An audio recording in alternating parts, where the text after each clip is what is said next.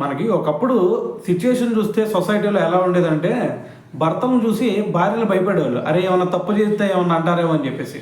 కానీ ప్రస్తుతం సిచ్యువేషన్ చూస్తే మొత్తం కూడా ఆపోజిట్ అయిందనే చెప్పాలి. ఎందుకంటే అటువైపు భార్య ఏదన్నా తప్పు చేసినా సరే ఇటువైపు భర్త అసలు నాకు తెలిస్తే తను నన్ను ఏం చేసిద్దో అని చెప్పేసి భయపడతా ఉన్నారు. సో మరి ఇప్పుడు ప్రస్తుతం చూస్తుంటే మరి ఇటువంటి సిచ్యువేషన్స్ ఎక్కువ అవుతూ ఉన్నాయి. అటువైపు కుటుంబంలో కలహాల వల్ల అవ్వచ్చు, లేదంటే వివాహేతర సంబంధాల వల్ల అవ్వచ్చు, రీజన్ ఏదైనా సరే భర్తలో వణిగిపోతూ ఉన్నారు. మరి దీంట్లో భాగంగానే ఈ వారంలో ఒక 2 ఇన్సిడెంట్ వెలుగులోకి వచ్చినాయి.